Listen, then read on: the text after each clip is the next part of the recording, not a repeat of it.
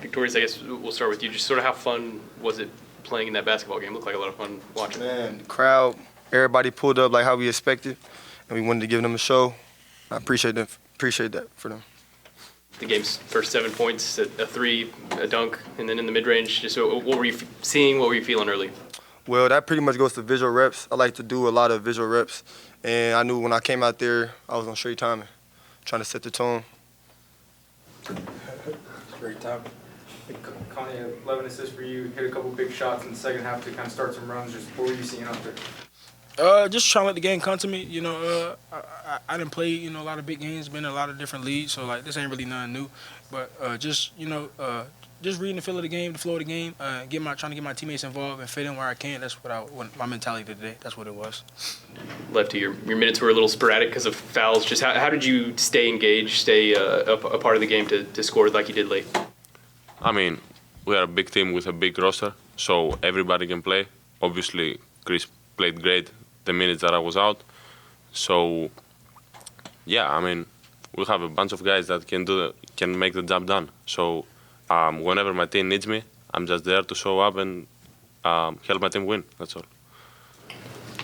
Kanye, you guys knew that this is a team that likes to play fast. USF scores a lot of points. How did that kind of go into the preparation, saying, hey, this is going to be kind of a track meet game. This is going to be one of those up and down types of games? Honestly, we play the same way, and Coach preached that throughout the whole preparation, the 2-day preparation leading up to them. He stressed us, like, y'all going to have to get back the same way y'all play. It's like, he said it's almost like playing each other in practice. He said expect what we do and with a little bit more pace because, they came out there and they were gunning threes. So we were well prepared. Coach Lutz did a good job of getting us prepared for the game.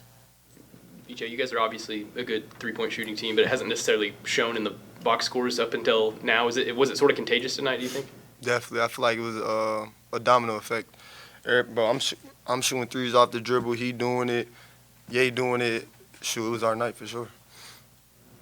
What was there was a stretch there in the first half. Defense wasn't very good. I imagine Steve wasn't too thrilled about that. Just sort of how did you guys get locked back in on the defensive end? I mean, the game is full of runs, so we knew we couldn't get started by that. And then we just took together. We talked to our teammates, keeping it positive in the huddle, and that's what kept us going. It looked like defensively out on the perimeter for you guys, a lot of really active hands tonight. I mean, you're a team that tries to force a lot of turnovers anyway, but this is a team that, with their pace, with the ability that they have to move the ball up and down, were you trying to maybe steal a couple extra possessions, get the ball back in your hands a little bit more to mitigate some of the shots they like to put up? Definitely. That was definitely what we trying to do, for sure. Heck of a game for Wednesday night, guys, in Stillwater. That was fun to watch. Obviously, the students especially and the fans were engaged, which made it an even more festive or raucous atmosphere. I thought those guys were really good. I thought that did cause us a few problems in terms of our communication defensively. But, from a fan's standpoint, that's a lot of points and a lot of offense of two teams that, obviously have been two of the faster-paced teams in the United States. Now, with that being said, you're going to listen to me gripe about our defense, and we've got to get better defensively. We can't continue to allow people to shoot open threes when we know that they're great three-point shooters, and we can't continue to allow people to beat us off the bounce and get into the paint and cause problems for us. But guys, we're 5-0. We've got a heck of a ball team that I think can do big things this year if we'll continue to grow on the defensive end of the basketball. I think they were up 13 at one point in that first half. I'd imagine you'd prefer to not be in that situation, but was it nice to see your guys sort of respond to getting punched in the mouth like that? Yeah, and you go back and forth as a coach in your mind, call timeout, not call timeout, right? And I felt like that for us to continue to grow, we need to fight our way out of it, and I thought that those guys did that from 3:33 on. I think we held them to 2 or 3 points the rest of the half, which obviously gave us an opportunity to get back into the basketball game. And then I thought to start the second half defensively, I thought we were pretty good. One thing that I kind of asked the players about, but this is a a team that, I mean, there's no secret. This is a team that scores a lot of points, and you both like to play fast. But was there maybe even more of an onus in practice coming in of, hey, these guys, they just want to run. They get out and like to do things like that? Well, I mean, when you listen to Brian talk, he talks a lot about they want to score in the first 5 seconds of the shot clock, and we talk about the first 12 seconds of the shot clock. So you're splitting hairs a little bit, but obviously being aggressive on the offensive end is something that both of us like to do. Again, I think in the Big 12, I don't anticipate people allowing us to score 103 points and to have that many possessions. So we're going to have to be able to learn to win games when it's not at that unbelievable pace. Kanye had 11 assists and he hit a couple big shots. Just how big was his creativity on offense? Yeah, good. I think Kanye played well. I was pleased with Jalen Curry when he went back in, especially in the second half. You know, he's been out for 5 days, so it's tough on him. But I thought Kanye executed the game plan. I thought that he was a lot better in the second half in ball screen D, and what I mean by that is instead of getting hit with the screens, he got into the basketball and eliminated some of those pick and roll opportunities for them, which helped our defense. Then we're not in rotations. But no, I thought he was fantastic tonight. I was happy to see him play well. 11 assists. I think he did have 4 turnovers, but 11 assists is really good on. And you look at our overall stats, 19 assists on 38 made baskets is really good. There were a lot of combined turnovers, against a back and forth game. Now, nothing crazy egregious, but was it just something that they were forcing you into some mistakes offensively, and were you kind of doing the same thing to them? Well, I thought between our ball handlers, Vyctorius, Kanye, and Curry, we had 12 turnovers just between the 3 of them. Right, and we can't allow that to happen. I don't know that their scheme was anything that we didn't prepare for. Like, we knew if we drove the ball and we tried to spin back, they were going to be there. They were really good at that. We knew that they were going to pick us up full court. They were going to be aggressive, and we prepared for that. Obviously, we've already faced that with Corpus Christi in terms of their aggressive D, in terms of A&M. So I didn't feel like we were unprepared. I just felt like we were a little lackadaisical. And some of those guys probably came at times when we were a little bit tired and maybe could have subbed and gotten fresh bodies out there. But those guys played well. I thought that we should go with them.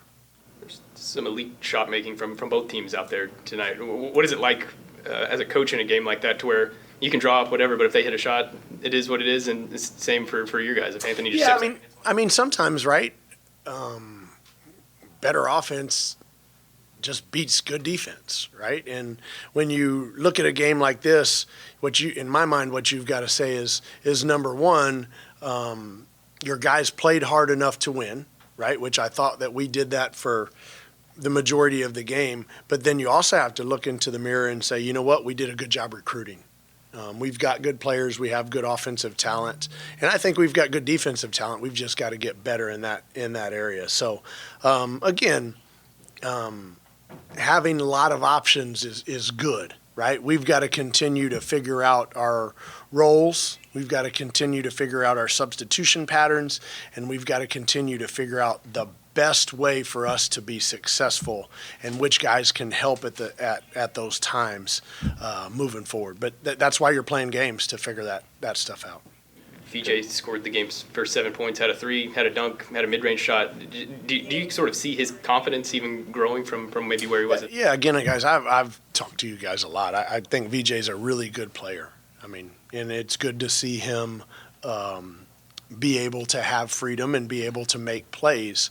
Let's continue to feed him, right? If he had that to start the game, he ended up with 24, what's to say that we missed him a few times? Like, I know that we had a couple driving opportunities to the basket, and we don't pass that ball out, and we attack the rim when guys are wide open on the perimeter. That's another step that we've got to make in terms of being an unselfish team. 19 assists on 38 made baskets is fantastic. That could have been 25. Coach, I'd be remiss if I didn't ask about one of the few things that didn't really go your way tonight was at the free throw line. It was a hard game for both teams. Was it? Free throws are never a magic formula, but can you explain maybe some of the struggles from the free throw line? No, I don't have an answer for free throws. Like you get a college scholarship, you play in the Big 12, you get paid some NIL money. We should all make our free throws, right? I mean, even when I was playing at Texas Lutheran, I should make my free throws. And we are certainly a good free throw shooting team. We made 8 out of 10 in the second half, if I'm not mistaken. So it's just sometimes, mentally you're either not focused or maybe you're just not locked in, however you want to say it. But no, we're a good free throw shooting team. I knew that in the second half that we would level up to our free throw shooting numbers. But I thought it was a good opportunity for us to see that we can also shoot. I mean, we shot 23% the other night from the three, and tonight we shot 50, right? So it was good to see the ball go through the basket, and hopefully that continues to foster confidence in the guys. Do you think that three-point shooting is sort of contagious, especially with a group like this? It's obviously very talented from back there. Yeah, I do. I think that it, when one guy's feeling good, his energy rubs off onto his teammates, right? And I think, though, that where we've got to create our energy is on the defensive end of the basketball, and then that allows us to get going offensively. And I think that's what's going to be the separating factor between how high that our ceiling is. But yeah, absolutely. I mean, when you see your teammate make a shot and you see your teammate smiling and being engaged, it makes you feel better. You're either energy sucker or you're energy giver, right? And tonight I thought that we had guys that were providing energy for one another for the most part, especially in the second half. Sort of weird deal with Parsa there late. He was. Yeah, I don't know. I saw him. Obviously, Kanye's he's backpedaling, and Kanye's trying to stop him, and he steps on his foot, and he kind of jiggles his knee a little bit. But I don't know. We'll have to see what the doctors say. But Parsons is a tough kid. I know that if there's an opportunity for him to play, he's going to play.